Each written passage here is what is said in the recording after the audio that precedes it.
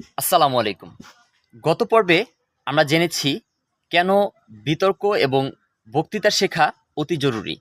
আজকের এই পর্বে আমি আপনাদেরকে জানানোর চেষ্টা করব বিতর্ক করার জন্য ৩টা অসাধারণ কৌশল, যে ৩টা কৌশল আপনাকে যেকোনো স্থানে বিতর্ক করতে দারুণভাবে সাহায্য করবে। বিতর্কে জয়ী হওয়ার প্রথম কৌশলটা হচ্ছে যুক্তির কাঠামো সাজাতে হবে। কিভাবে যুক্তি দিবেন, কিভাবে তথ্য দিবেন এবং কিভাবে প্রতিপক্ষের যুক্তি আপনি খণ্ডন করবেন, এই ৩টা ধাপে আপনাকে বিতর্কের কাঠামোটাকে সাজাতে হবে। দ্বিতীয় কৌশলটা হচ্ছে তথ্য এবং প্রমাণ সংগ্রহ করুন।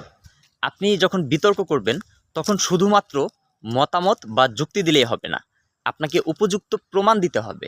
আপনি যখন নির্ভরযোগ্য সূত্র এবং প্রমাণ দিবেন তখন আপনার দেয়া যুক্তি এবং বিতর্ক অনেক বেশি নির্ভরযোগ্য হবে এবং আপনার যুক্তিগুলো অনেক বেশি শক্তিশালী হবে। বিতর্কে জয়ী হওয়ার তৃতীয় কৌশল হচ্ছে আত্মবিশ্বাস এবং শরীরের ভাষা। আপনি যখন বিতর্ক করবেন তখন শুধুমাত্র কথা বললেই হবে না, এখানে আপনাকে আত্মবিশ্বাসের সাথে উপস্থাপন করতে হবে। হাতের ভঙ্গি, চোখের যোগাযোগ এবং কণ্ঠের ওঠানামা, এই ৩টা বিষয় আপনার বিতর্ককে অনেক বেশি প্রাণবন্ত করে তুলবে। আপনি কি চাচ্ছেন মানুষ আপনার কথা মন্ত্রমুগ্ধের মতো শুনুক? তাহলে আমাদের পরবর্তী ভিডিও মিস করবেন না, যেখানে আমি বলবো কিভাবে খুব ভালো বক্তা হওয়া যায়।